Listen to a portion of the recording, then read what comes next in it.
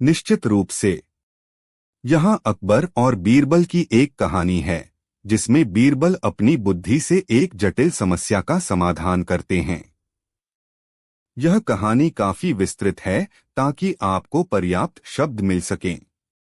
अकबर और बीरबल सबसे मूल्यवान वस्तु। एक समय की बात है, हिंदुस्तान के महान मुगल बादशाह जलालुद्दीन मोहम्मद अकबर अपने भव्य दरबार में विराजमान थे। सुनहरी और जवाहरातों से जड़ी उनकी पोशाक उनके शाही वैभव का प्रतीक थी, किंतु उनके मुख पर आज कुछ विशेष चिंता और चिंतन की रेखाएं स्पष्ट थीं। दरबार खचाखच भरा था। मंत्री, सलाहकार, सेनापति, विद्वान और विभिन्न कलाओं के माहिर लोग सभी बादशाह के अगले आदेश या प्रश्न की प्रतीक्षा में थे। कुछ देर की खामोशी के बाद बादशाह अकबर ने अपने नवरत्नों में से एक राजा बीरबल की ओर देखा और कहा, बीरबल, हम काफी समय से एक प्रश्न पर विचार कर रहे हैं और हमें इसका कोई संतोषजनक उत्तर नहीं मिल पा रहा है। हमारे विशाल साम्राज्य में अनेक मूल्यवान वस्तुएं हैं, सोना, चांदी, हीरे, जवाहरात, उपजाऊ भूमि, विशाल सेनाएं। परंतु हम यह जानना चाहते हैं कि इस संसार में सबसे मूल्यवान वस्तु क्या है। यह प्रश्न सुनते ही दरबार में एक हल्की सी हलचल मच गई। सभी दरबारी एक दूसरे का मुंह ताकने लगे। यह प्रश्न साधारण होते हुए भी अत्यंत गूढ़ था। एक वयोवृद्ध मंत्री, जो अपनी बुद्धिमत्ता के लिए जाने जाते थे, खड़े हुए और बोले, आलमपनाह, मेरे विचार से सबसे मूल्यवान वस्तु ज्ञान है। ज्ञान से ही मनुष्य उन्नति करता है, सही और गलत का भेद समझता है और जीवन की कठिनाइयों का सामना कर पाता है। बादशाह ने सिर हिलाया, आपका विचार उत्तम है, मंत्री जी। परंतु क्या ज्ञान ही सर्वोपरि है? एक अन्य धनी व्यापारी, जो दरबार में उपस्थित था, बोला, हुजूर, मेरे विचार से धन ही सबसे मूल्यवान है। धन से मनुष्य अपनी सभी आवश्यकताएं पूरी कर सकता है, दूसरों की सहायता कर सकता है और एक आरामदायक जीवन व्यतीत कर सकता है। अकबर मुस्कुराए, धन का महत्व है, इसमें कोई संदेह नहीं। परंतु क्या यह सबसे मूल्यवान है? इसी प्रकार एक सेनापति ने शक्ति और सैन्य बल को सबसे मूल्यवान बताया, तो एक कवि ने कला और सौंदर्य को, एक धर्माचार्य ने ईश्वर भक्ति और आध्यात्मिकता पर जोर दिया। सभी के अपने अपने तर्क थे और सभी अपनी जगह सही लग रहे थे। परंतु बादशाह अकबर को किसी भी उत्तर से पूर्ण संतुष्टि नहीं मिल रही थी।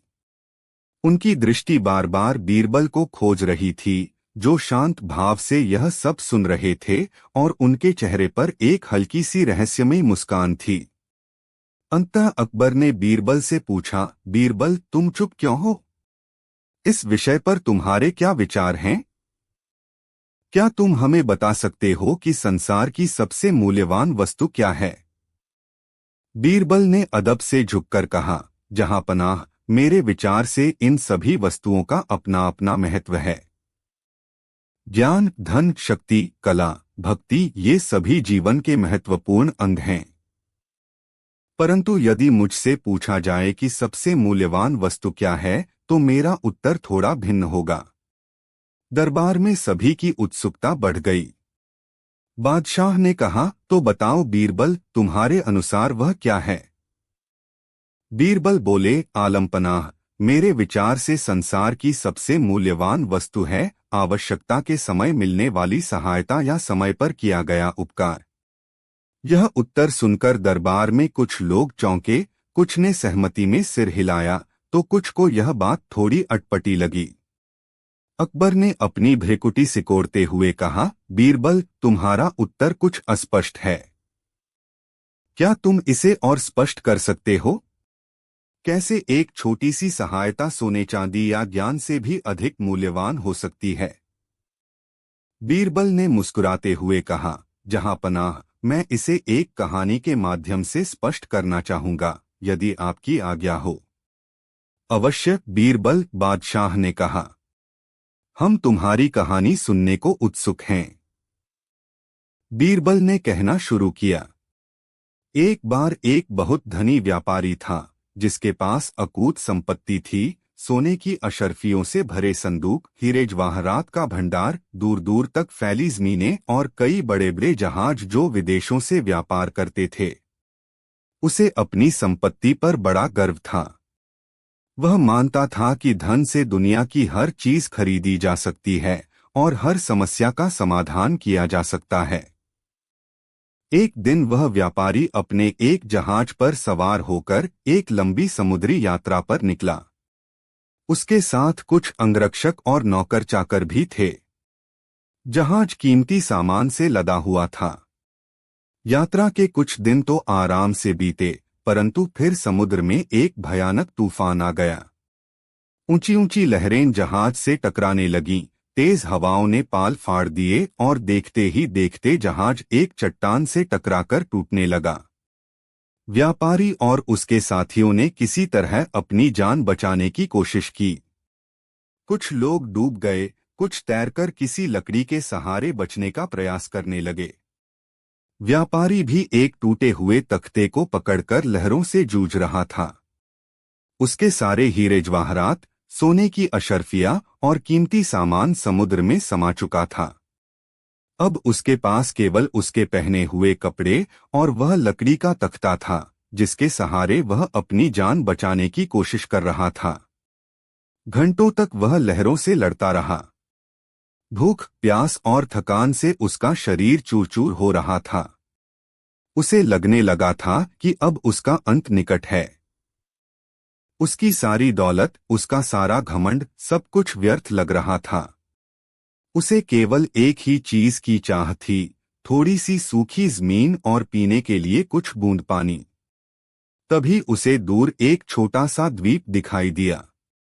उसने अपनी बची खुची हिम्मत जुटाई और किसी तरह तैरकर उस द्वीप के किनारे तक पहुंच गया। वह बेहोश होकर रेत पर गिर पड़ा। जब उसे होश आया तो उसने देखा कि एक गरीब मछुआरा उसके पास बैठा है और उसे होश में लाने की कोशिश कर रहा है। मछुआरे का पहनावा अत्यंत साधारण था। उसकी झोपड़ी भी पास ही में बांस और पत्तों की बनी हुई थी, लेकिन उसके चेहरे पर दया और करुणा का भाव था। मछुआरे ने व्यापारी को सहारा देकर उठाया, उसे अपनी झोपड़ी में ले गया, उसे पीने के लिए नारियल का पानी दिया और खाने के लिए भुनी हुई मछली। व्यापारी, जो कुछ घंटे पहले तक सोने के बर्तनों में खाता था, आज उस साधारण भोजन को अमृत समझकर खा रहा था। मछुआरे ने उसे अपने कुछ सूखे कपड़े पहनने को दिए और उसके घावों पर कोई जंगली जड़ी बूटी भी लगाई। कुछ दिन व्यापारी उस मछुआरे की झोपड़ी में रहा। मछुआरे ने निस्वार्थ भाव से उसकी सेवा की। उसने व्यापारी से न तो कुछ मांगा और न ही उसके अमीर होने का कोई लाभ उठाने की कोशिश की। जब व्यापारी थोड़ा स्वस्थ हो गया तो मछुआरे ने उसे अपनी छोटी सी नाव में बिठाकर पास के एक बंदरगाह तक पहुंचा दिया, जहां से व्यापारी अपने शहर वापस जा सकता था। विदाई के समय व्यापारी की आंखों में आंसू थे। उसने मछुआरे से कहा, भाई, तुमने मेरी जान बचाई है। मेरे पास तुम्हें देने के लिए इस समय कुछ भी नहीं है, क्योंकि मेरा सब कुछ समुद्र में डूब गया। परंतु यदि तुम कभी मेरे शहर आओ तो मुझसे अवश्य मिलना। मैं तुम्हारा यह उपकार कभी नहीं भूलूंगा। मछुआरे ने सहज भाव से कहा, सेठ जी, मैंने तो केवल अपना कर्तव्य निभाया। किसी जरूरतमंद की सहायता करना ही तो इंसान का धर्म है। मुझे आपसे कुछ नहीं चाहिए। व्यापारी अपने शहर लौट आया। उसने फिर से मेहनत की और कुछ ही वर्षों में पहले जैसी संपत्ति अर्जित कर ली। परंतु अब उसके स्वभाव में बहुत परिवर्तन आ गया था। वह पहले की तरह घमंडी नहीं रहा। उसे समझ आ गया था कि धन ही सब कुछ नहीं होता। एक दिन वही मछुआरा किसी काम से व्यापारी के शहर आया। उसने सोचा कि चलो व्यापारी से मिल लिया जाए।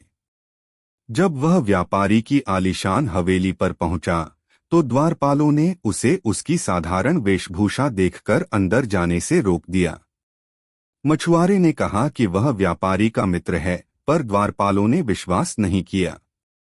उसी समय व्यापारी अपने किसी काम से बाहर निकल रहा था। उसकी दृष्टि मछुआरे पर पड़ी। वह तुरंत उसे पहचान गया। वह दौड़कर मछुआरे के पास गया, उसे गले लगा लिया और आदरपूर्वक अपनी हवेली के अंदर ले गया। उसने अपने सभी नौकर चाकरों और परिवारजनों से मछुआरे का परिचय करवाया और कहा, यह मेरा वह मित्र है जिसने उस समय मेरी सहायता की थी जब मेरे पास कुछ भी नहीं था, यहाँ तक कि जीवन की आशा भी नहीं थी। इनकी दी हुई एक कटोरी पानी और एक टुकड़ा रोटी उस समय मेरे लिए दुनिया की किसी भी दौलत से बढ़कर थी। व्यापारी ने मछुआरे को बहुत सा धन, वस्त्र और उपहार देने चाहे, परंतु मछुआरे ने विनम्रतापूर्वक मना कर दिया। उसने कहा, सेठ जी, मैंने उस दिन जो कुछ भी किया था वह किसी पुरस्कार की आशा में नहीं किया था।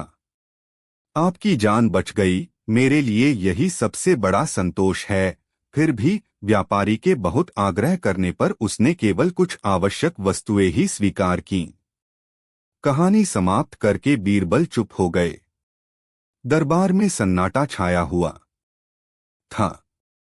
सभी दरबारी और स्वयं बादशाह अकबर भी इस कहानी के मर्म को समझने का प्रयास कर रहे थे। कुछ क्षणों के बाद बीरबल ने कहा, जहां पनाह उस व्यापारी के लिए जब वह भूखा प्यासा, असहाय और मृत्यु के निकट था, तब उस मछुआरे द्वारा दिया गया पानी, भोजन और सहारा ही संसार की सबसे मूल्यवान वस्तु थी। उस समय सोने चांदी के ढेर भी उसके लिए मिट्टी के समान थे। ज्ञान भी उसकी भूख नहीं मिटा सकता था और न ही शक्ति उसे तूफान से बचा सकती थी। इसी प्रकार जब कोई व्यक्ति किसी गहरी मुसीबत में फंसा हो, बीमार हो, दुखी हो या किसी अन्याय का शिकार हो, तो उस समय उसे मिलने वाली थोड़ी सी सहानुभूति, सहायता या न्याय संसार की किसी भी अन्य वस्तु से अधिक मूल्यवान होती है। बीरबल ने आगे कहा, एक प्यासे के लिए पानी की कुछ बूंदें हीरे जवाहरात से भी कीमती होती हैं। एक डूबते हुए व्यक्ति के लिए तिनके का सहारा ही सबसे बड़ा खजाना होता है। एक बीमार व्यक्ति के लिए सही समय पर मिली दवा अमृत तुल्य होती है। एक निराश व्यक्ति के लिए सांत्वना के 2 शब्द भी संजीवनी का काम करते हैं। इसलिए आलम पनाह मेरे विचार से आवश्यकता के समय मिलने वाली सहायता या समय पर किया गया उपकार ही संसार की सबसे मूल्यवान वस्तु है, क्योंकि इसका मूल्य उस क्षण की परिस्थिति और आवश्यकता पर निर्भर करता है और उस क्षण यह किसी भी अन्य भौतिक वस्तु से कहीं अधिक महत्वपूर्ण हो जाती है। बादशाह अकबर बीरबल की बुद्धिमत्ता और उनके द्वारा प्रस्तुत की गई व्याख्या से अत्यंत प्रभावित हुए। उनकी आंखों में चमक आ गई। उन्हें बीरबल के उत्तर में एक गहरी सच्चाई और मानवीयता का बोध हुआ। उन्होंने प्रसन्न होकर कहा, वाह बीरबल, वाह!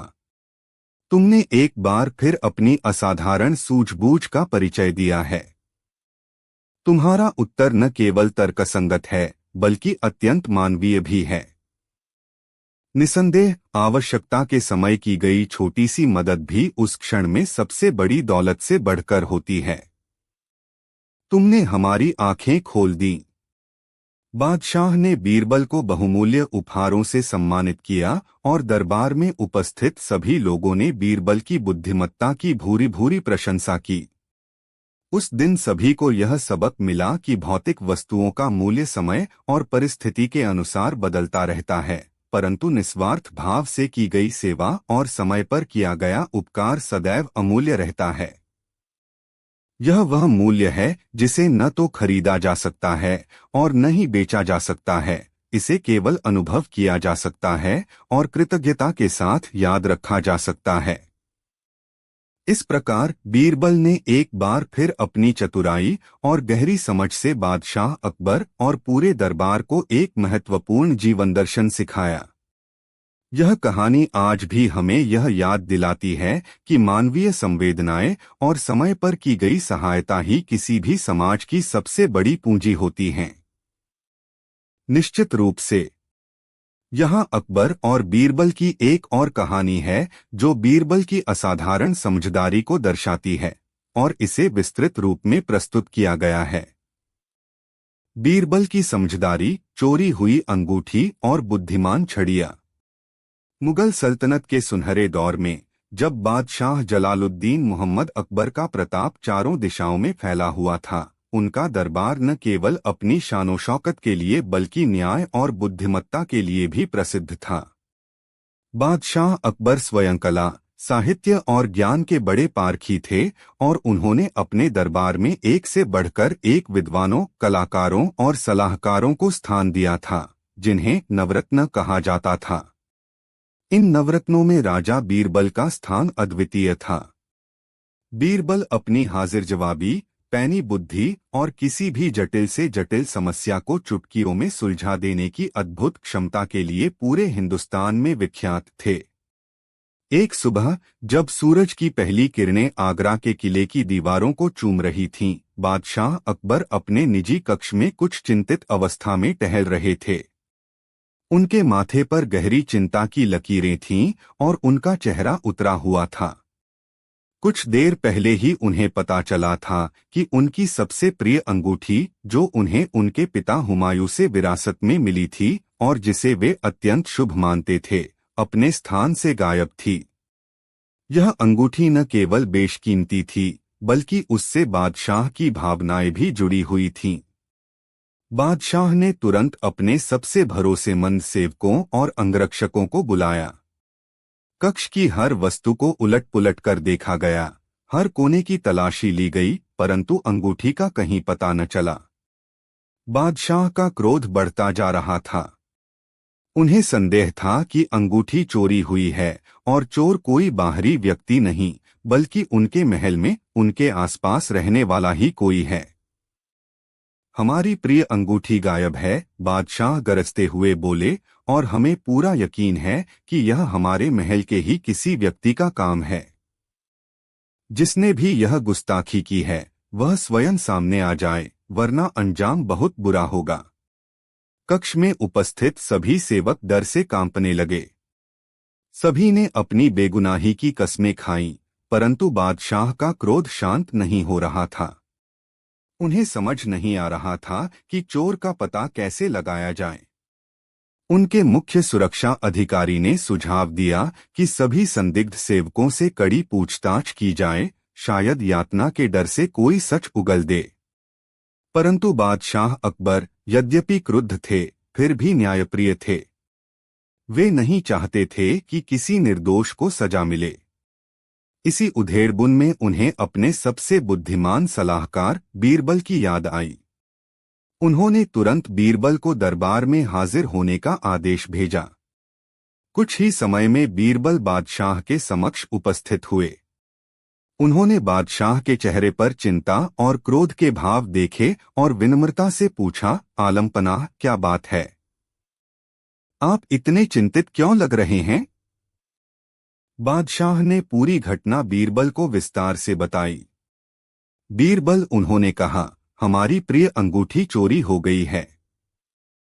हमें शक है कि यह काम महल के ही किसी सेवक का है। हमने उस समय कक्ष में मौजूद सभी 10 सेवकों को हिरासत में ले लिया है, परंतु कोई भी अपना अपराध स्वीकार नहीं कर रहा। हम चाहते हैं कि तुम अपनी बुद्धिमानी से असली चोर का पता लगाओ और वह भी बिना किसी निर्दोष को कष्ट पहुंचाए। बीरबल ने ध्यानपूर्वक सारी बात सुनी।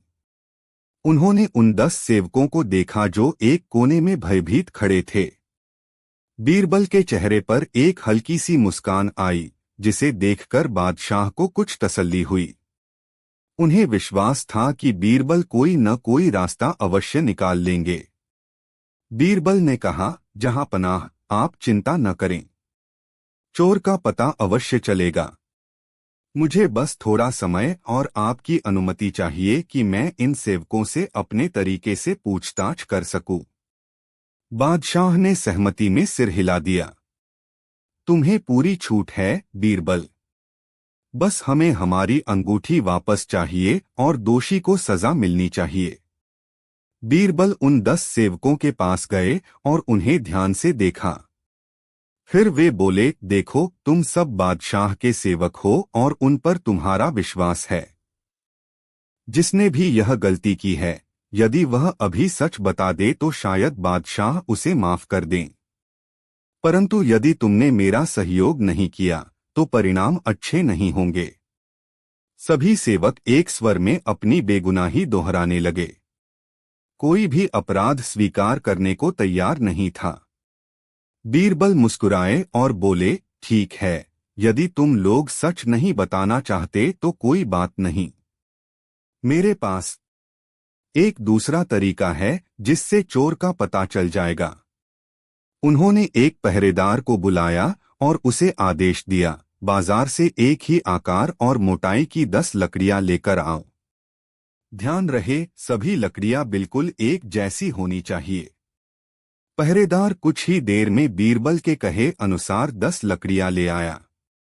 बीरबल ने प्रत्येक सेवक को एक एक लकड़ी दी और कहा, ये कोई साधारण लकड़ियां नहीं हैं, ये जादुई लकड़ियां हैं।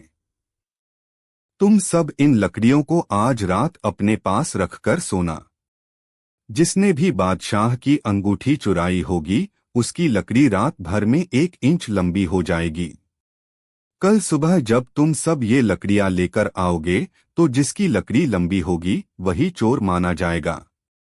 यह सुनकर सभी सेवक हैरान रह गए। कुछ के चेहरे पर अविश्वास का भाव था तो कुछ के चेहरे पर डर स्पष्ट झलक रहा था। असली चोर, जो उन्हीं सेवकों में से एक था, मन ही मन घबरा गया। उसे बीरबल की बात पर पूरी तरह विश्वास तो नहीं हुआ, परंतु उसके मन में एक डर बैठ गया कि कहीं सचमुच लकड़ी लंबी हो गई तो।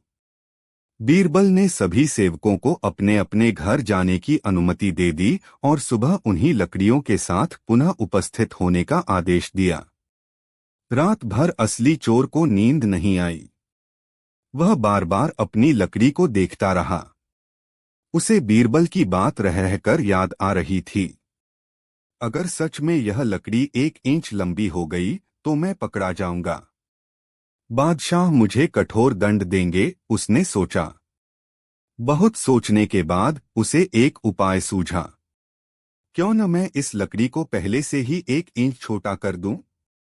अगर यह रात में 1 इंच लंबी भी हो गई तो भी यह बाकी लकड़ियों के बराबर ही रहेगी और मैं पकड़ा नहीं जाऊंगा। यह सोचकर उसने अपनी लकड़ी को सावधानी से 1 इंच काट दिया और फिर उसे अपने पास रखकर सोने का नाटक करने लगा। यद्यपि चिंता के मारे उसकी आंखों से नींद कोसों दूर थी। अगली सुबह बादशाह अकबर अपने दरबार में सिंहासन पर विराजमान थे। बीरबल और अन्य दरबारी भी उपस्थित थे। वे 10 सेवक अपनी अपनी लकड़ियां लेकर दरबार में हाजिर हुए। उनके चेहरों पर रात की बेचैनी और अनिश्चितता साफ झलक रही थी। बीरबल ने बादशाह से कहा, आलमपनाह, अब दूध का दूध और पानी का पानी हो जाएगा। उन्होंने एक एक करके सभी सेवकों से उनकी लकड़ियां दिखाने को कहा। 9 सेवकों की लकड़ियां वैसी की वैसी थीं, जैसी उन्हें दी गई थीं, बिल्कुल एक ही लंबाई की। परंतु जब 10वें सेवक की बारी आई तो बीरबल ने उसकी लकड़ी को ध्यान से देखा और मुस्कुरा दिए। उसकी लकड़ी बाकी लकड़ियों से 1 इंच छोटी थी। बीरबल ने उस सेवक की ओर इशारा करते हुए बादशाह से कहा, जहांपनाह, यही है आपका चोर। वह सेवक हक्का बक्का रह गया। उसे समझ नहीं आया कि वह कैसे पकड़ा गया। वह तो सोच रहा था कि उसकी लकड़ी अब बाकियों के बराबर हो गई होगी। बादशाह अकबर भी आश्चर्यचकित थे। उन्होंने पूछा, बीरबल, यह कैसे? इसकी लकड़ी तो छोटी है, लंबी नहीं हुई। बीरबल ने समझाया, आलमपनाह, ये लकड़ियां जादुई नहीं थीं। ये साधारण लकड़ियां थीं। परंतु चोर के मन में यह डर बैठ गया था कि उसकी लकड़ी सचमुच लंबी हो जाएगी। इसलिए पकड़े जाने के डर से उसने रात में ही अपनी लकड़ी को 1 इंच छोटा कर दिया, ताकि अगर वह लंबी हो भी जाए तो भी दूसरों के बराबर रहे। इसी को कहते हैं चोर की दाढ़ी में तिनका। अपराधी का अपना डर ही उसे पकड़वा देता है। सच्चाई सामने आने पर वह सेवक कांपने लगा और बादशाह के पैरों में गिरकर अपने अपराध के लिए क्षमा मांगने लगा। उसने स्वीकार किया कि उसी ने अंगूठी चुराई थी और उसे अपने घर में छुपाकर रखा था। बादशाह के आदेश पर सिपाही तुरंत उसके घर गए और अंगूठी बरामद कर लाए। बादशाह अकबर अपनी प्रिय अंगूठी वापस पाकर बहुत प्रसन्न हुए। उन्होंने बीरबल की बुद्धिमत्ता की भूरी भूरी प्रशंसा की। बीरबल, तुम्हारी समझदारी का कोई जवाब नहीं, बादशाह ने कहा। तुमने बिना किसी रक्तपात या कठोरता के केवल अपनी बुद्धि का प्रयोग करके चोर का पता लगा लिया। तुम सचमुच हमारे नवरत्नों में सबसे चमकदार रत्न हो। दरबार में उपस्थित सभी लोग बीरबल की जय जयकार करने लगे। उस चोर सेवक को उसके अपराध के लिए नियमानुसार दंड दिया गया, परंतु बीरबल की समझदारी की यह कहानी एक बार फिर इतिहास के पन्नों में दर्ज हो गई। इस घटना ने एक बार फिर यह सिद्ध कर दिया कि सच्ची बुद्धिमत्ता बल या शक्ति से कहीं अधिक प्रभावशाली होती है। बीरबल ने मानवीय मनोविज्ञान की अपनी गहरी समझ का प्रयोग करते हुए एक ऐसी स्थिति उत्पन्न की जहां अपराधी ने स्वयं ही अपने अपराध का सुराग दे दिया। यह कहानी हमें सिखाती है कि समस्याओं का समाधान अक्सर शांत चित्त और तार्किक सोच से ही निकलता है, न कि जल्दबाजी या क्रोध से। बीरबल की यह समझदारी आज भी हमें प्रेरित करती है कि हम कठिन परिस्थितियों में भी अपनी बुद्धि और विवेक का सहारा लें। निश्चित रूप से। आइए पिछली कहानी को आगे बढ़ाते हैं और देखते हैं कि बीरबल की समझदारी ने एक नई चुनौती का सामना कैसे किया। बीरबल की समझदारी, अगला भाग। कौओं की गिनती और ईर्ष्यालु दरबारी। बादशाह अकबर की चोरी हुई अंगूठी के सफलतापूर्वक बरामद होने और असली चोर के पकड़े जाने के बाद दरबार में बीरबल की प्रशंसा का कोई ठिकाना न रहा। बादशाह अकबर तो बीरबल की बुद्धिमत्ता पर पहले से ही मुग्ध थे। इस घटना ने उनके विश्वास को और भी सुदृढ़ कर दिया था। हर ओर बीरबल के गुणगान हो रहे थे। साधारण जनता से लेकर खास दरबारी तक सभी उनकी त्वरित बुद्धि और न्यायप्रियता की मिसालें दे रहे थे। परंतु जैसा कि अक्सर होता है, जहां प्रसिद्धि होती है, वहां ईर्ष्या भी अपने पैर पसारने लगती है। दरबार में कुछ ऐसे भी अमीर और प्रभावशाली दरबारी थे जो स्वयं को बीरबल से अधिक बुद्धिमान और सक्षम समझते थे, या कम से कम ऐसा दिखावा करते थे। उन्हें बीरबल की बढ़ती लोकप्रियता और बादशाह का उन पर असीम स्नेह फूटी आंख नहीं सुहा रहा था। वे मन ही मन बीरबल से जलते थे और मौके की तलाश में रहते थे कि कैसे बीरबल को नीचा दिखाया जाए और बादशाह की नजरों में गिराया जाए। अंगूठी वाली घटना में बीरबल की सफलता ने उनकी ईर्ष्या की आग में घी का काम किया था। इन ईर्ष्यालु दरबारियों का एक छोटा सा गुट था जिसका नेतृत्व एक वयोवृद्ध अमीर दिलावर खान कर रहा था। दिलावर खान स्वयं को बहुत चतुर समझता था और कई वर्षों से बादशाह की सेवा में था, परंतु उसे कभी बीरबल जैसी प्रतिष्ठा नहीं मिल पाई थी। उसने अपने कुछ चापलूस साथियों के साथ मिलकर एक योजना बनाई। उनका मानना था कि बीरबल की जादुई छड़ियों वाली तरकीब कोई बहुत बड़ी बुद्धिमानी नहीं थी, बल्कि एक सामान्य मनोवैज्ञानिक चाल थी, और वे बीरबल को एक ऐसे प्रश्न में उलझाना चाहते थे जिसका उत्तर देना असंभव हो। एक दिन जब दरबार रोज की तरह लगा हुआ था और विभिन्न राजकीय मामलों पर चर्चा हो रही थी, दिलावर खान और उसके साथी एक विशेष मुद्रा में बादशाह के समक्ष उपस्थित हुए। आलमपनाह दिलावर खान ने बड़ी विनम्रता का ढोंग करते हुए कहा, हम सभी राजा बीरबल की बुद्धिमत्ता के कायल हैं। निःसंदेह उन्होंने चोरी हुई अंगूठी का पता लगाकर अपनी काबिलियत साबित की है। परंतु हुजूर, हमारे मन में एक छोटा सा प्रश्न है, या यूं कहिए कि एक जिज्ञासा है, जिसे शांत करने की हम आपसे अनुमति चाहते हैं। बादशाह अकबर, जो उस समय प्रसन्नचित्त थे, मुस्कुराए।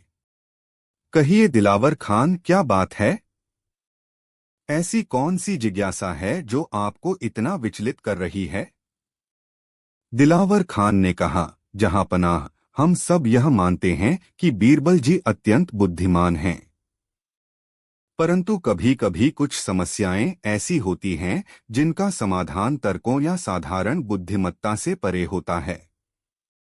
हम बस यह देखना चाहते हैं कि क्या बीरबल जी ऐसी ही एक चुनौती का सामना कर सकते हैं। बीरबल, जो शांत भाव से यह सब सुन रहे थे, समझ गए कि यह उनके विरुद्ध कोई षड्यंत्र है।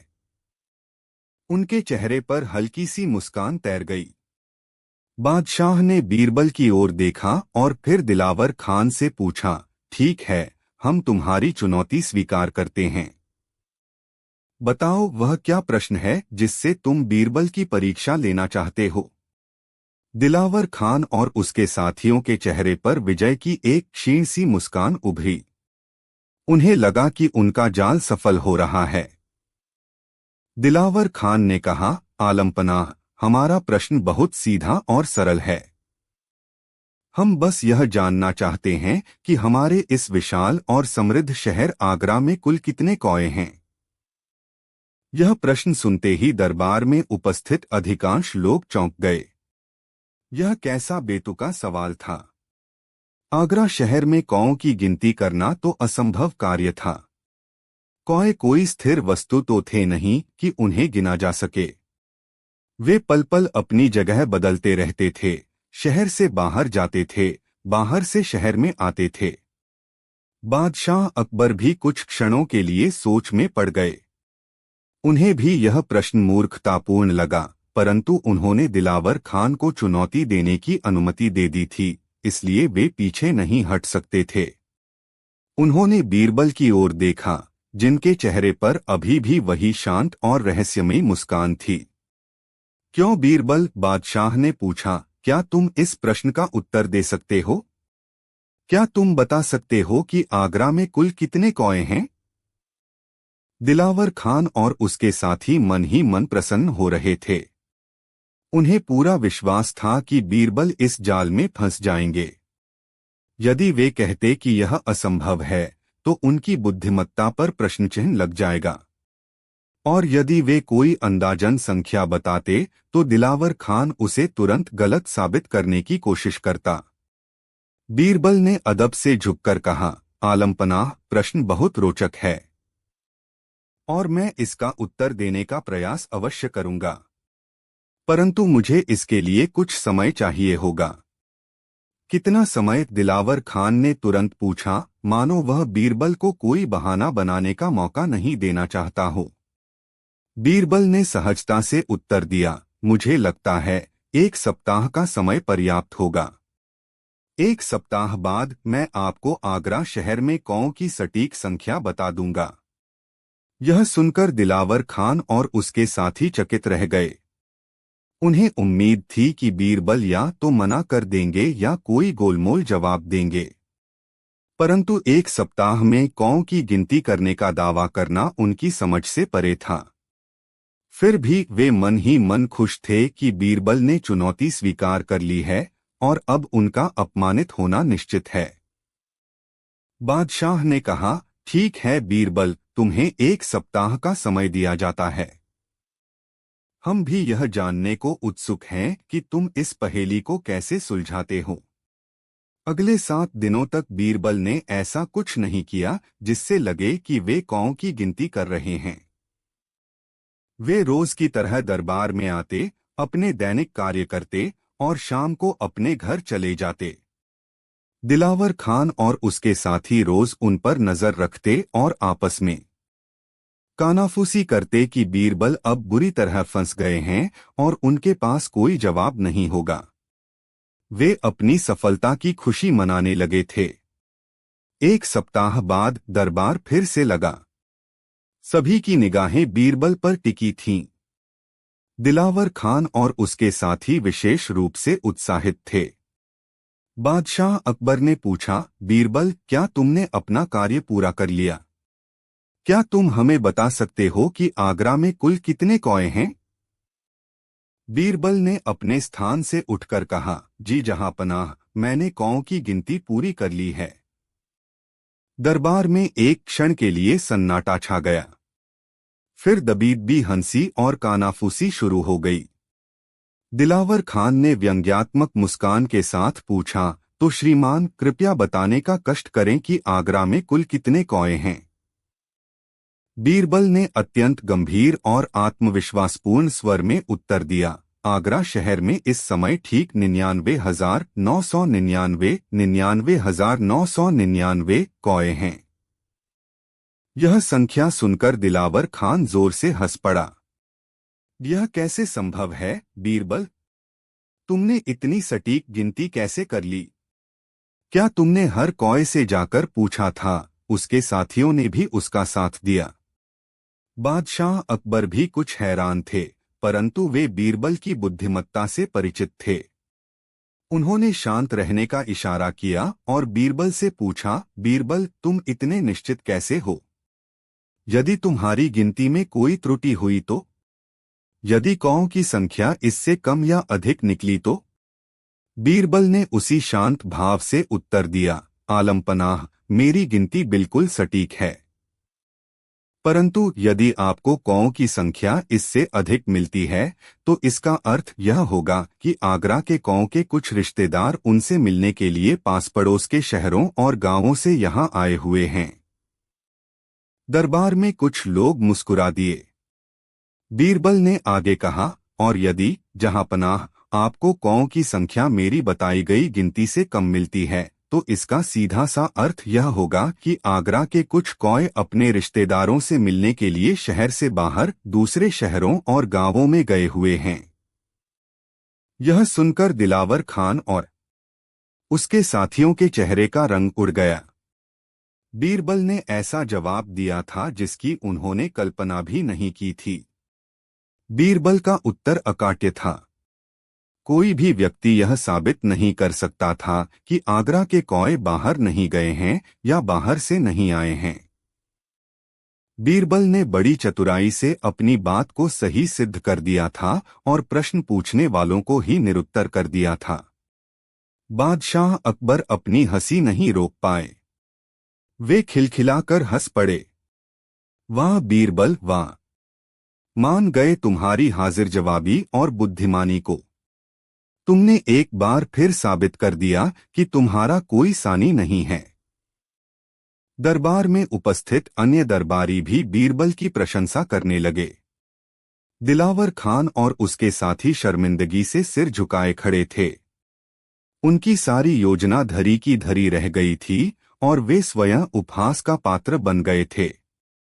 बादशाह ने दिलावर खान की ओर देखकर कहा, दिलावर खान, उम्मीद है अब तुम्हारी जिज्ञासा शांत हो गई होगी और तुम्हें यह भी समझ आ गया होगा कि बुद्धिमत्ता केवल किताबी ज्ञान या बड़ी बड़ी बातें करने में नहीं, बल्कि विषम परिस्थितियों में भी सही और त्वरित निर्णय लेने की क्षमता में निहित होती है। दिलावर खान और उसके साथियों ने लज्जित होकर बादशाह से क्षमा मांगी।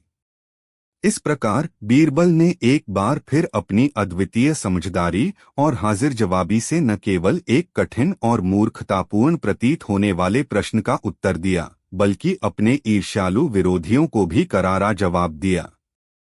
यह कहानी हमें यह भी सिखाती है कि कभी-कभी समस्याओं का सीधा समाधान संभव नहीं होता, परंतु रचनात्मक सोच और चतुराई से उन्हें एक ऐसे मोड़ पर लाया जा सकता है जहां विरोधी स्वयं ही निरुत्तर हो जाएं। बीरबल की यह क्षमता ही उन्हें इतिहास के सबसे प्रसिद्ध और प्रिय बुद्धिमान व्यक्तियों में से एक बनाती है। निश्चित रूप से यहाँ अकबर और बीरबल की एक और विस्तृत कहानी है, जहाँ बीरबल एक अत्यंत मुश्किल सवाल का सामना अपनी बुद्धिमत्ता से करते हैं। मुश्किल सवाल, बीरबल का जवाब, धरती का केंद्र और तारों की संख्या। बादशाह अकबर का दरबार अपनी भव्यता और बौद्धिक चर्चाओं के लिए प्रसिद्ध था।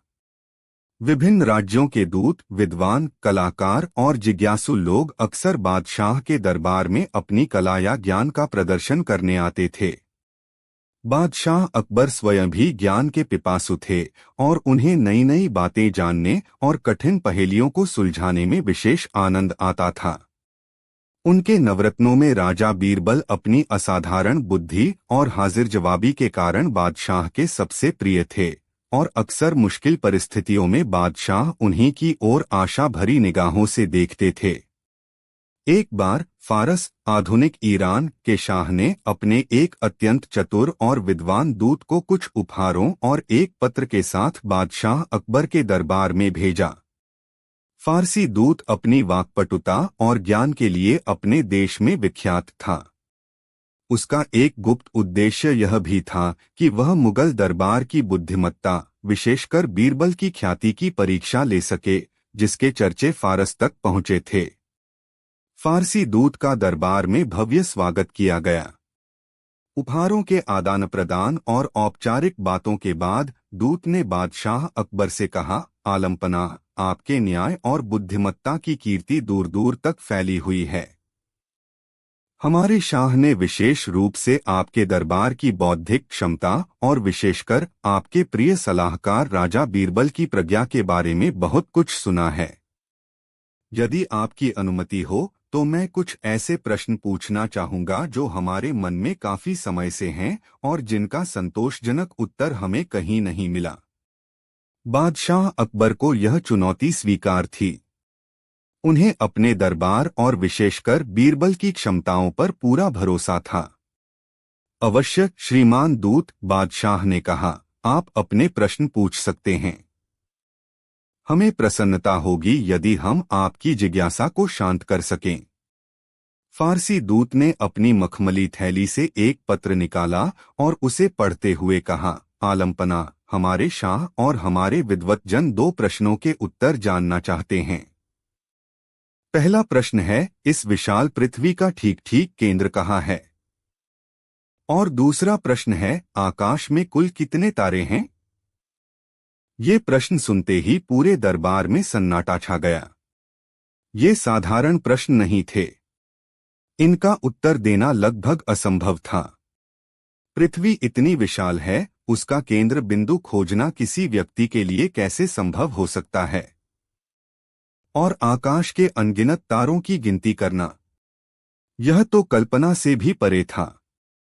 दरबार में बैठे बड़े बड़े विद्वान, खगोलशास्त्री और गणितज्ञ भी एक दूसरे का मुंह ताकने लगे। उनके चेहरों पर हवाइयां उड़ रही थीं। उन्हें समझ नहीं आ रहा था कि इन प्रश्नों का क्या उत्तर दिया जाए। कुछ ने सिर झुका लिए तो कुछ ने कानाफूसी शुरू कर दी। फारसी दूत के चेहरे पर एक विजी मुस्कान तैर रही थी। उसे लग रहा था कि उसने मुगल दरबार को निरुत्तर कर दिया है। वह जानता था कि ये प्रश्न ऐसे हैं जिनका कोई सटीक और वैज्ञानिक उत्तर उस समय उपलब्ध नहीं था। उसका उद्देश्य केवल बीरबल और बादशाह अकबर को नीचा दिखाना था। बादशाह अकबर भी कुछ चिंतित हुए। उन्हें लगा कि इस बार उनके दरबार की प्रतिष्ठा दांव पर लग गई है। उनकी निगाहें सहज ही बीरबल की ओर उठीं, जो हमेशा की तरह शांत और अविचलित भाव से खड़े थे, मानो उन प्रश्नों ने उन्हें बिल्कुल भी विचलित न किया हो। उनके होठों पर एक हल्की सी रहस्यमयी मुस्कान थी। क्यों बीरबल, बादशाह ने पूछा, क्या तुम्हारे पास इन जटिल प्रश्नों का कोई उत्तर है? फारस के शाह हमारे मित्र हैं और हम नहीं चाहते कि उनके दूत हमारे दरबार से निराश होकर लौटें। बीरबल ने अदब से झुककर कहा, आलमपनाह, प्रश्न निःसंदेह बहुत गूढ़ हैं, परंतु असंभव नहीं। यदि आप अनुमति दें तो मैं इन दोनों प्रश्नों का उत्तर देने का प्रयास कर सकता हूं। फारसी दूत ने व्यंग्यात्मक लहजे में कहा, राजा बीरबल, ये प्रश्न केवल प्रयास करने के लिए नहीं हैं। हमें सटीक उत्तर चाहिए। क्या आप हमें पृथ्वी का केंद्र बिंदु दिखा सकते हैं? क्या आप हमें तारों की निश्चित संख्या बता सकते हैं? बीरबल ने दूत की ओर देखकर शांति से उत्तर दिया, श्रीमान दूत, धैर्य रखिए। आपको आपके प्रश्नों के उत्तर अवश्य मिलेंगे और वह भी ऐसे कि आपको पूर्ण संतोष होगा। बीरबल ने बादशाह से कहा, जहांपनाह, पहले प्रश्न यानी पृथ्वी के केंद्र के उत्तर के लिए मुझे कुछ सामग्री और थोड़ी सी खुली जगह की आवश्यकता होगी। और दूसरे प्रश्न के उत्तर के लिए मुझे एक जानवर की आवश्यकता होगी। दरबार में उपस्थित सभी लोग हैरान थे। पृथ्वी का केंद्र बताने के लिए सामग्री और खुली जगह और तारों की गिनती के लिए जानवर, यह कैसी पहेली थी। बादशाह ने कहा, बीरबल, तुम्हें जो भी चाहिए वह तुम्हें उपलब्ध कराया जाएगा। तुम अपना कार्य आरंभ करो। बीरबल ने कुछ सेवकों को आदेश दिया। थोड़ी देर में वे एक लोहे की छड़ और एक मापने का फीता लेकर आए। बीरबल उन सबको लेकर दरबार के बाहर किले के एक खुले मैदान में गए। बादशाह अकबर, फारसी दूत और अन्य सभी दरबारी भी उनके पीछे पीछे मैदान में पहुंचे। मैदान के बीचों बीच पहुंचकर बीरबल रुके। उन्होंने चारों ओर एक नजर दौड़ाई और फिर अपने हाथ में ली हुई लोहे की छड़ को पूरी ताकत से जमीन में गाड़ दिया। फिर वे फारसी दूत की ओर मुड़े और बोले, श्रीमान दूत, आपके पहले प्रश्न का उत्तर यह है। यही स्थान जहां यह छड़ गड़ी है, ठीक यही पृथ्वी का केंद्र है। फारसी दूत और अन्य सभी लोग अवाक रह गए। यह कैसा जवाब था। दूत ने अविश्वास से कहा, यह आप क्या कह रहे हैं राजा बीरबल? आप यह कैसे सिद्ध कर सकते हैं कि यही पृथ्वी का केंद्र है? आपके पास इसका क्या प्रमाण है? बीरबल मुस्कुराए। श्रीमान दूत, प्रमाण बहुत सीधा है। पृथ्वी गोल है, यह तो आप भी मानते होंगे। यदि आपको मेरे इस दावे पर कोई संदेह है तो आप स्वयं इस बिंदु से किसी भी दिशा में पृथ्वी को माप सकते हैं। आप पाएंगे कि हर दिशा में दूरी समान होगी। यदि आपको कोई ऐसा बिंदु मिलता है जो इस दावे को गलत साबित कर सके तो मैं अपनी हार स्वीकार कर लूंगा। अन्यथा आपको यह मानना होगा कि यही पृथ्वी का केंद्र है। बीरबल का तर्क अकाट्य था। कोई भी व्यक्ति पूरी पृथ्वी को मापकर उनके दावे को गलत साबित नहीं कर सकता था। यह एक व्यावहारिक असंभवता थी। फारसी दूत के पास बीरबल की बात को काटने का कोई तर्क नहीं था। वह कुछ देर तक सोचता रहा, फिर चुप हो गया। बीरबल ने चतुराई से यह साबित कर दिया था कि जब तक कोई उनके दावे को गलत साबित नहीं करता तब तक उनका दावा सही माना जाएगा। बादशाह अकबर मन ही मन बीरबल की बुद्धिमानी पर मुस्कुरा रहे थे। अब बारी थी दूसरे प्रश्न की। आकाश में तारों की संख्या। बीरबल ने कहा, आलमपनाह, अब दूसरे प्रश्न के उत्तर की बारी है। उन्होंने एक सेवक को इशारा किया जो एक स्वस्थ भेड़ लेकर आया जिसके शरीर पर बहुत घने और लंबे ऊन थे। बीरबल ने फारसी दूत से कहा, श्रीमान दूत, आपके दूसरे प्रश्न का उत्तर इस भेड़ के शरीर पर मौजूद ऊन के रेशों की संख्या के बराबर है। यह सुनकर फारसी दूत और भी चकरा गया। वह लगभग चिल्ला उठा, यह क्या मजाक है राजा बीरबल? आप एक भेड़ के ऊन के रेशों की तुलना आकाश के तारों से कैसे कर सकते हैं? यह तो सरासर मूर्खता है। बीरबल ने शांत स्वर में उत्तर दिया, श्रीमान दूत, इसमें कोई मूर्खता नहीं है बल्कि गूढ़ सत्य छिपा है। जिस प्रकार आकाश के तारों को गिनना असंभव है, ठीक उसी प्रकार इस भेड़ के शरीर पर मौजूद ऊन के इन असंख्य रेशों को गिनना भी असंभव है। यदि आपको मेरी बात पर विश्वास नहीं है तो आप स्वयं इन रेशों को गिनकर देख सकते हैं। यदि आप इनकी सही संख्या बता पाए तो मैं मान लूंगा कि आप तारों की भी सही संख्या बता सकते हैं। एक बार फिर बीरबल ने एक ऐसी स्थिति उत्पन्न कर दी थी जहां उनके दावे को गलत साबित करना असंभव था। कोई भी व्यक्ति एक भेड़ के शरीर के लाखों करोड़ों ऊन के रेशों को नहीं गिन सकता था। फारसी दूत का चेहरा देखने लायक था। वह पूरी तरह निरुत्तर हो चुका था। उसके पास बीरबल के तर्कों का कोई जवाब नहीं था। वह समझ गया था कि बीरबल ने अपनी असाधारण बुद्धिमत्ता से उसके दोनों असंभव प्रश्नों का ऐसा उत्तर दिया है जिसे काटा नहीं जा सकता। बीरबल ने आगे कहा, श्रीमान दूत, जिस प्रकार पृथ्वी के हर बिंदु को केंद्र माना जा सकता है, यदि उसे साबित करने का कोई विपरीत प्रमाण न हो, उसी प्रकार जब तक कोई तारों की सटीक गिनती न कर ले, तब तक कोई भी बड़ी संख्या, जैसे इस भेड़ के ऊन के रेशे, उनकी उपमा के तौर पर प्रस्तुत की जा सकती है। महत्वपूर्ण प्रश्न नहीं, बल्कि प्रश्न के पीछे की मंशा और उसका उत्तर देने की कला होती है।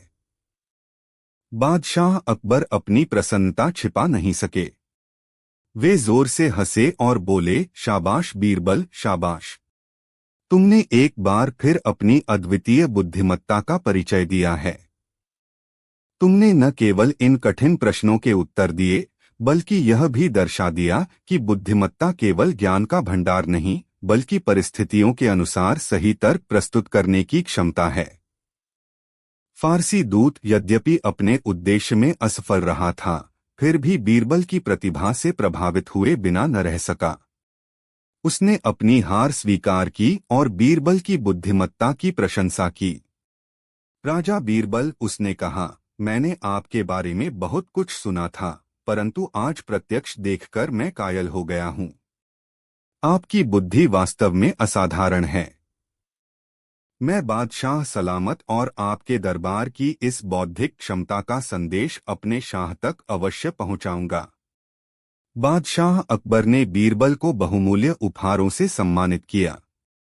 दरबार में उपस्थित सभी लोग बीरबल की जय जयकार कर रहे थे।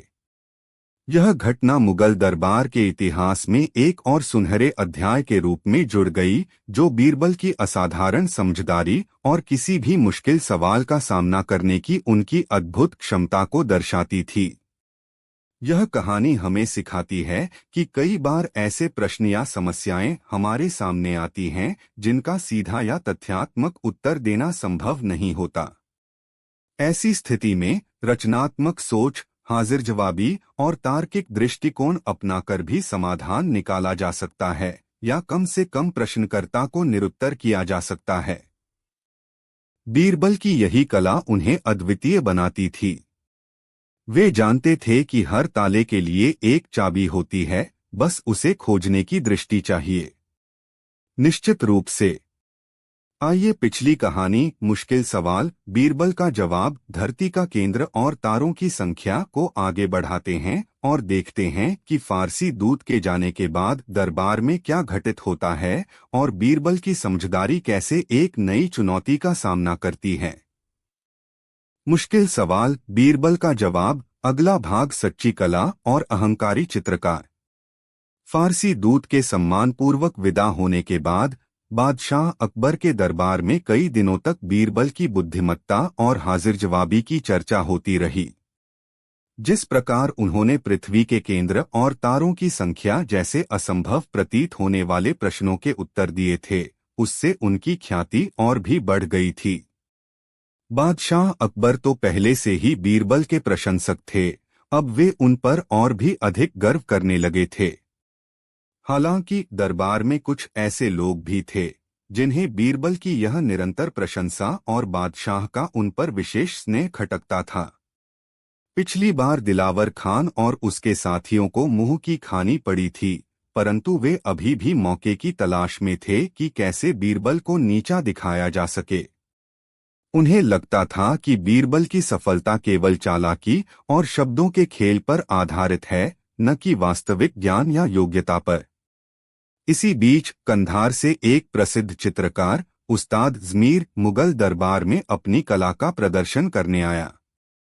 उस्ताद ज़मीर अपने यथार्थवादी चित्रण और रंगों के अद्भुत संयोजन के लिए पूरे मध्य एशिया में विख्यात था। कहा जाता था कि वह जैसा देखता था हूबहू वैसा ही कैनवास पर उतार देता था, मानो तस्वीर नहीं बल्कि साक्षात वही दृश्य हो। उसे अपनी कला पर अत्यधिक गर्व था और वह स्वभाव से थोड़ा अहंकारी भी था। उस्ताद ज़मीर ने बादशाह अकबर के समक्ष अपने कुछ उत्कृष्ट चित्र प्रस्तुत किए। बादशाह और सभी दरबारी उसकी कला को देखकर मंत्रमुग्ध हो गए। चित्र इतने जीवंत थे कि ऐसा लगता था मानो वे अभी बोल पड़ेंगे। बादशाह ने उस्ताद ज़मीर की भूरी भूरी प्रशंसा की और उसे राजकीय अतिथि के रूप में कुछ दिन आगरा में रुकने का निमंत्रण दिया। दिलावर खान और उसके ईर्ष्यालु साथियों को इसमें एक नया अवसर दिखाई दिया। उन्होंने सोचा कि क्यों न उस्ताद ज़मीर की कला का सहारा लेकर बीरबल को चुनौती दी जाए।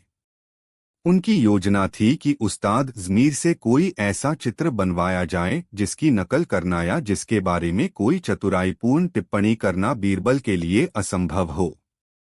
एक दिन जब दरबार लगा हुआ था, दिलावर खान ने बादशाह से कहा, आलमपनाह, उस्ताद ज़मीर की कला निःसंदेह अद्वितीय है। उनके चित्र देखकर ऐसा लगता है मानो स्वयं प्रकृति ने उन्हें रचा हो। परंतु हुजूर, कला की सच्ची परख तभी होती है जब वह कल्पना से परे या किसी ऐसी चीज का चित्रण करे जिसे देखा न गया हो, फिर भी वह विश्वसनीय लगे। बादशाह ने पूछा, दिलावर खान, तुम क्या कहना चाहते हो? स्पष्ट करो। दिलावर खान ने उस्ताद ज़मीर की ओर इशारा करते हुए कहा, जहां पनाह, हम चाहते हैं कि उस्ताद ज़मीर एक ऐसा चित्र बनाए जो उनकी कल्पना की उड़ान हो, परंतु वह इतना यथार्थवादी हो कि देखने वाला उसे सच मान ले।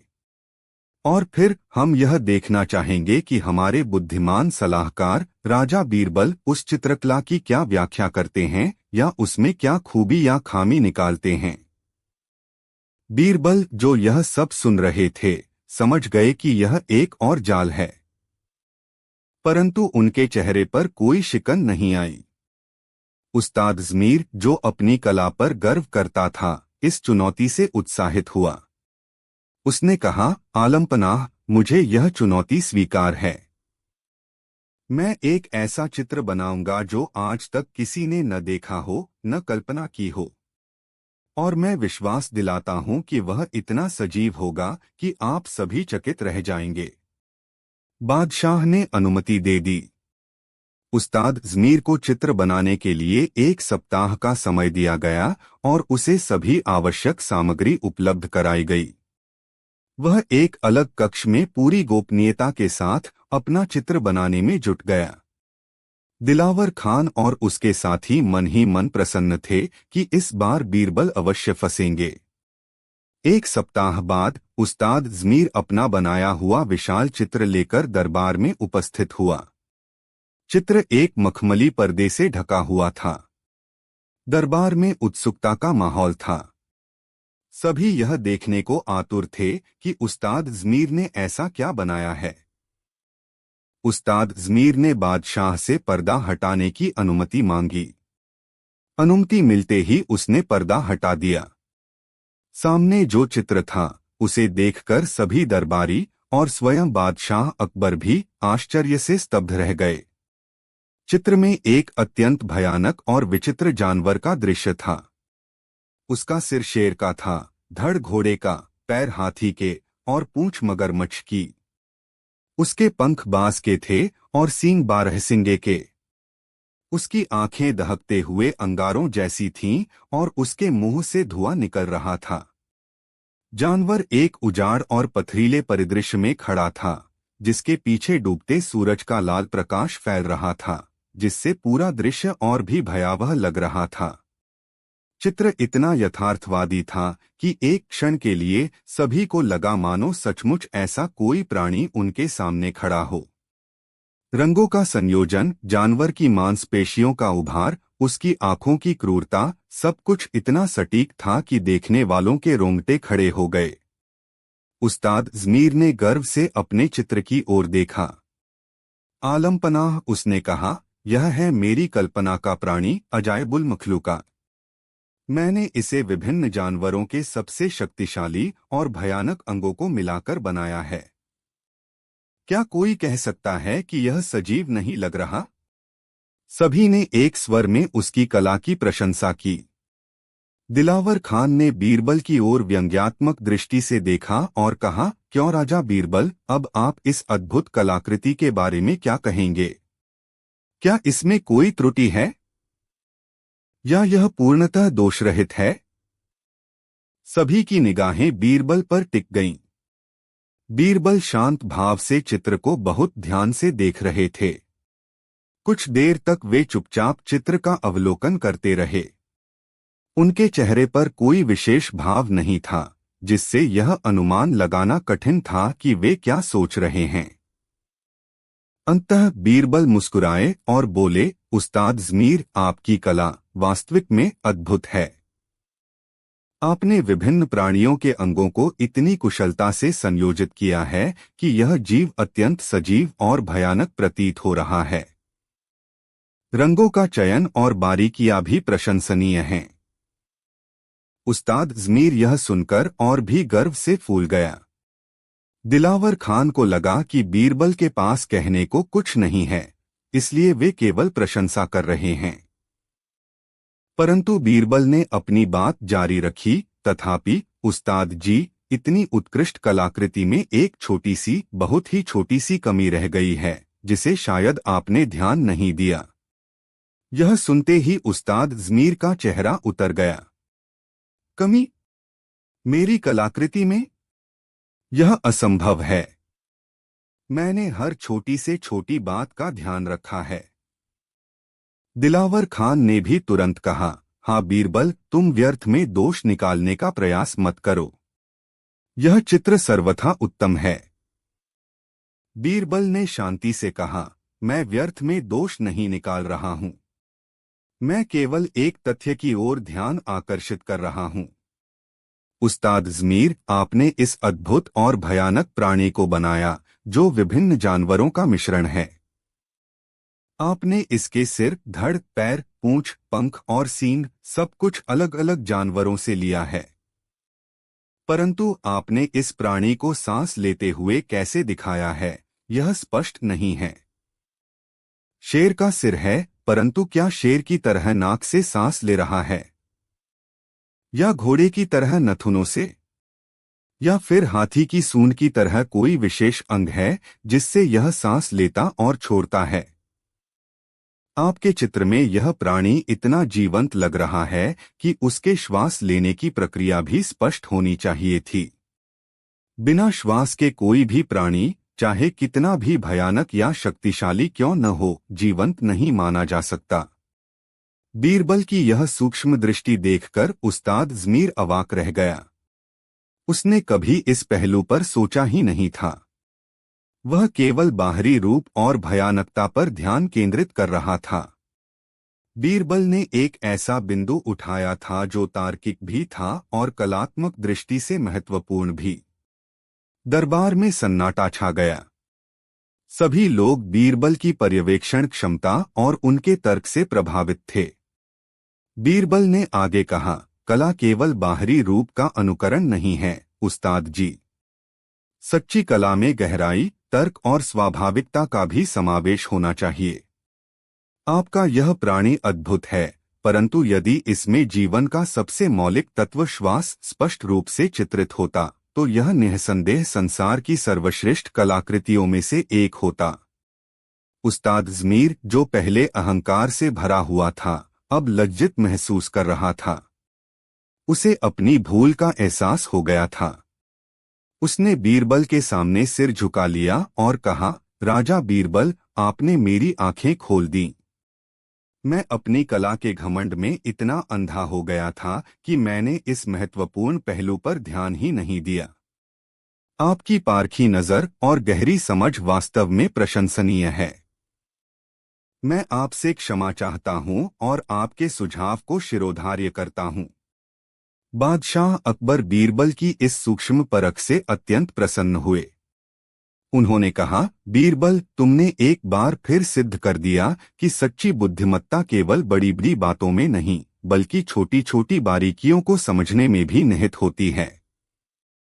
तुमने न केवल एक कलाकार को उसकी कला का सही मर्म समझाया, बल्कि हम सभी को यह भी सिखाया कि किसी भी कृति का मूल्यांकन करते समय हर पहलू पर ध्यान देना चाहिए। दिलावर खान और उसके साथी एक बार फिर शर्मिंदगी से पानी पानी हो गए। उनकी हर चाल बीरबल की बुद्धिमत्ता के सामने विफल हो जाती थी।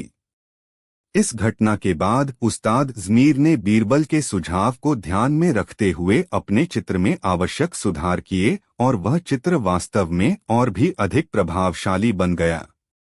उसने बीरबल को अपना गुरु मान लिया और उनसे कला और जीवन के कई और सबक सीखे।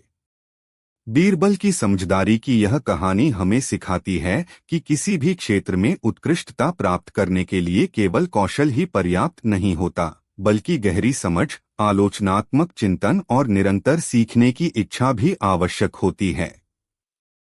और सबसे महत्वपूर्ण बात, सच्ची बुद्धिमत्ता विनम्रता के साथ आती है, अहंकार के साथ नहीं।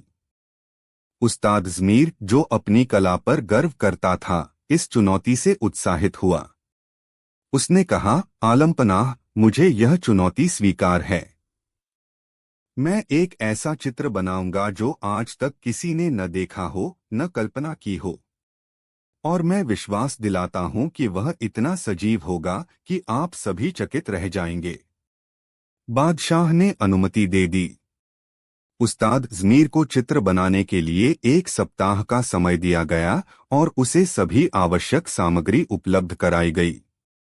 वह एक अलग कक्ष में पूरी गोपनीयता के साथ अपना चित्र बनाने में जुट गया। दिलावर खान और उसके साथी मन ही मन प्रसन्न थे कि इस बार बीरबल अवश्य फंसेंगे। 1 सप्ताह बाद उस्ताद ज़मीर अपना बनाया हुआ विशाल चित्र लेकर दरबार में उपस्थित हुआ। चित्र एक मखमली पर्दे से ढका हुआ था। दरबार में उत्सुकता का माहौल था। सभी यह देखने को आतुर थे कि उस्ताद ज़मीर ने ऐसा क्या बनाया है। उस्ताद ज़मीर ने बादशाह से पर्दा हटाने की अनुमति मांगी। अनुमति मिलते ही उसने पर्दा हटा दिया। सामने जो चित्र था, उसे देखकर सभी दरबारी और स्वयं बादशाह अकबर भी आश्चर्य से स्तब्ध रह गए। चित्र में एक अत्यंत भयानक और विचित्र जानवर का दृश्य था। उसका सिर शेर का था, धड़ घोड़े का, पैर हाथी के और पूंछ मगरमच्छ की। उसके पंख बाज के थे और सींग बारहसिंगे के। उसकी आंखें दहकते हुए अंगारों जैसी थीं और उसके मुंह से धुआं निकल रहा था। जानवर एक उजाड़ और पथरीले परिदृश्य में खड़ा था, जिसके पीछे डूबते सूरज का लाल प्रकाश फैल रहा था, जिससे पूरा दृश्य और भी भयावह लग रहा था। चित्र इतना यथार्थवादी था कि एक क्षण के लिए सभी को लगा मानो सचमुच ऐसा कोई प्राणी उनके सामने खड़ा हो। रंगों का संयोजन, जानवर की मांसपेशियों का उभार, उसकी आंखों की क्रूरता, सब कुछ इतना सटीक था कि देखने वालों के रोंगटे खड़े हो गए। उस्ताद ज़मीर ने गर्व से अपने चित्र की ओर देखा। आलमपनाह, उसने कहा, यह है मेरी कल्पना का प्राणी, अजायबुल मखलूका। मैंने इसे विभिन्न जानवरों के सबसे शक्तिशाली और भयानक अंगों को मिलाकर बनाया है। क्या कोई कह सकता है कि यह सजीव नहीं लग रहा? सभी ने एक स्वर में उसकी कला की प्रशंसा की। दिलावर खान ने बीरबल की ओर व्यंग्यात्मक दृष्टि से देखा और कहा, क्यों राजा बीरबल, अब आप इस अद्भुत कलाकृति के बारे में क्या कहेंगे? क्या इसमें कोई त्रुटि है या यह पूर्णतः दोषरहित है? सभी की निगाहें बीरबल पर टिक गईं। बीरबल शांत भाव से चित्र को बहुत ध्यान से देख रहे थे। कुछ देर तक वे चुपचाप चित्र का अवलोकन करते रहे। उनके चेहरे पर कोई विशेष भाव नहीं था, जिससे यह अनुमान लगाना कठिन था कि वे क्या सोच रहे हैं। अंततः बीरबल मुस्कुराए और बोले, उस्ताद ज़मीर, आपकी कला वास्तविक में अद्भुत है। आपने विभिन्न प्राणियों के अंगों को इतनी कुशलता से संयोजित किया है कि यह जीव अत्यंत सजीव और भयानक प्रतीत हो रहा है। रंगों का चयन और बारीकियां भी प्रशंसनीय हैं। उस्ताद ज़मीर यह सुनकर और भी गर्व से फूल गया। दिलावर खान को लगा कि बीरबल के पास कहने को कुछ नहीं है, इसलिए वे केवल प्रशंसा कर रहे हैं। परंतु बीरबल ने अपनी बात जारी रखी, तथापि उस्ताद जी, इतनी उत्कृष्ट कलाकृति में एक छोटी सी, बहुत ही छोटी सी कमी रह गई है, जिसे शायद आपने ध्यान नहीं दिया। यह सुनते ही उस्ताद ज़मीर का चेहरा उतर गया। कमी? मेरी कलाकृति में? यह असंभव है।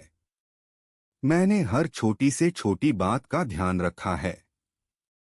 दिलावर खान ने भी तुरंत कहा, हाँ बीरबल, तुम व्यर्थ में दोष निकालने का प्रयास मत करो। यह चित्र सर्वथा उत्तम है।